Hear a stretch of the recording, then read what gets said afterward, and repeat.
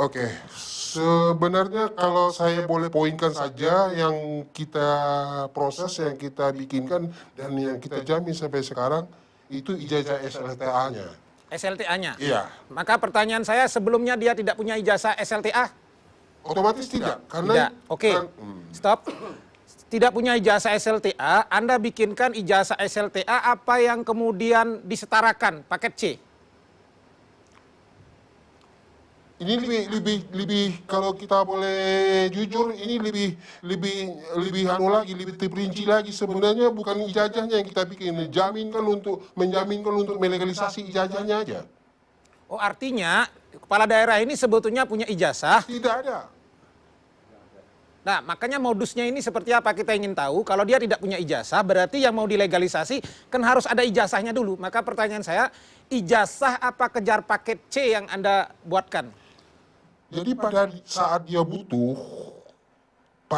butuh untuk legalisasi, hanya fotokopinya saja yang kita legalisasi. Fotokopi itu apakah memang betul itu produk dalam suatu ijazah asli? Ya tidak, hanya gambar orang yang kita ganti. Oke, berarti yang Anda mau katakan, calon ini sebetulnya membawa fotokopi ke Jakarta, begitu kan? Kita yang sediakan. Paham, saya paham. Bawa fotokopi di Jakarta, kemudian di situ ada foto di fotokopi jasa itu, foto itulah yang Anda ganti dengan foto orang itu, begitu kan? Betul. Nah, kemudian itu difotokopi lagi, begitu kan? Iya. Nah, kemudian barulah Anda legalisasi dengan cap palsu, begitu kan? Langsung ke sekolahnya. Oh, langsung ke sekolahnya? Iya. Nah, dilegalisasi langsung ke sekolahnya walaupun fotonya diganti? Iya. Artinya Anda mengganti orang yang ada di ijazah itu dengan calon kepala daerah itu, dan sekolahnya tidak tahu bahwa fotonya orangnya diganti, begitu ya? Ya, biasanya kalau sudah bermain seperti itu sudah tidak ada banyak pertanyaan karena memang di bawahnya sudah kita sediakan amplop. Ya, oke. Saya mau elaborasi dulu. Berarti Anda main juga dengan oknum kepala sekolahnya dong? Ya, mau nggak mau harus terlibat semuanya. Itu Anda dibayar berapa itu? Ya, paketnya cukup besar, Pak. Paketnya cukup besar. Karena kita jamin semuanya. Termasuk Hitungannya puluhan juta, ratusan juta, miliaran? ya untuk di tingkat meninggalkan di kepala sekolah kita meninggalkan puluhan juta. Untuk proses legalisasinya aja. Artinya Anda mengganti nama juga di situ toh, selain foto. Betul. Ya, ini yang mau saya katakan. Jadi pengalaman kita memverifikasi ini hampir puluhan tahun saya di KPU, memang salah satu modusnya ini. Jadi ada nanti ijazah, karena persyaratan untuk menjadi calon kepala daerah atau calon anggota legislatif kan cukup menyerahkan legalisasi ijazah. Fotokopi ijazah yang dilegalisasi. Tidak harus menunjukkan asli.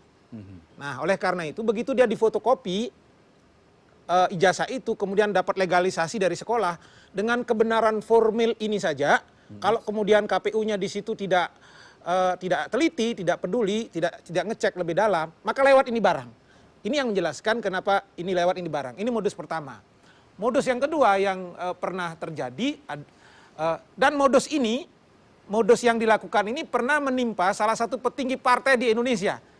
Pada pemilu 2019, tahun 2009, yang begitu saya datang bersama salah satu anggota Bawaslu di salah satu tempat di Jakarta, dan kita cek dari legalisasi itu, ternyata nomor induk yang tertera di nama itu adalah milik orang lain. Dan dari pengakuan di sekolah negeri itu, yang bersangkutan caleg ini, ketua partai ini, ternyata memang tidak selesai sekolah sampai 3 tahun di SMA itu.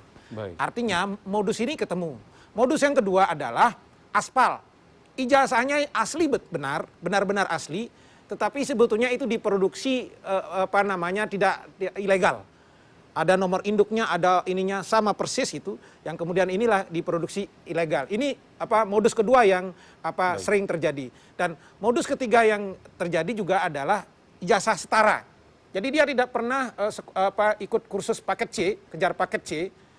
Di beberapa daerah pernah saya temukan di Jakarta sampai 10 orang, 11 orang paket C, tetapi sebetulnya secara rasional dia tidak pernah sekolah di situ karena tinggalnya jauh di timur, jauh di barat begitu, tapi dia dapat paket C. Dan ini memang ketika awal-awal dulu terjadi fenomena ijazah palsu ini. Sebetulnya kalau mau saya katakan, kalau bicara trennya sekarang tidak terlalu buruk sebetulnya, ketika proses peralihan rezim tahun 99 dan 2004 kemarin, itu yang banyak sekali.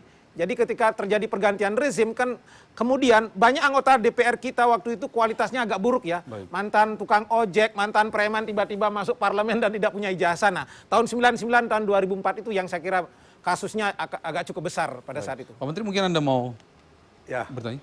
kalau yang di perguruan tinggi ini setelah fenomena yang terjadi muncul di lapangan, itu adalah ada seseorang, dia itu tidak kuliah tapi dapat ijazah. Ini yang sehingga tidak pernah kuliah dapat ijazah, ini yang harus kita lacak. Kami punya namanya pangkalan data pendidikan tinggi. Di pangkalan data kami punya data mahasiswa se-Indonesia, 7 juta mahasiswa kami punya data. Sehingga dalam jumlah ini kami lacak. Si A dari universitas apa, proses pembelajaran gimana itu ada. Begitu itu muncul di tempat kami, apakah itu hanya legalisir Pak Putu, hanya ini, kami bisa lacak itu. Legalisir muncul pada kami, NIM-nya siapa, di situ akan keluar. Oh ini NIM-nya orang lain, maka ini ijazah palsu. Pada tahun 2016 ini tidak main-main, memalsu ijazah luar negeri, untuk sekolah di luar negeri, mengambil S2 di luar negeri. Ternyata di sana gagal kuliahnya. Tapi setelah itu kami lacak, tolong dicek, dia setelah menjadi dokter di Indonesia, komplot lagi. Kami akhirnya apa? Tolong dilacak, kebetulan dilacak di sana tidak melakukan dapat ijazah aslinya, tetapi pemalsuan ijazah itu. Akhirnya apa? Dia tarik ijazahnya, tarik doktornya, kemudian dipecat dari PNS-nya. Ini terjadi. Baik. Mas Tony, Ya, Anda main juga di tingkat untuk memalsukan tingkat strata 1, S1, S2 sampai S3? sampai S2 sudah pernah. Bisa cerita nggak gimana kalau modus yang Anda mainkan tuh kayak apa? Jadi Anda kalau S2 dia meminta penerbitan belangkonya ya kita pesan lagi kepada yang bikin. itu kan belangkonya kan asli ya, ada yang asli. Nah kalau Anda main yang belangko asli atau yang palsu? Ya kalau dari pemasoknya kita terima katanya asli. Tapi kalau menurut kita kalau sesuatu prosesnya tidak benar, ya saya rasa tidak ada yang asli, berarti semuanya permainan. Nah Anda tadi bilang Anda dapat belangko asli, itu Anda dapat dari mana? Ada pemasoknya Pak. Kalau saya kan tidak ini hanya sebagai mediator saya. Setahu saya belangko itu salah satunya yang punya, yang bisa mengeluarkan adalah Kemendiknas.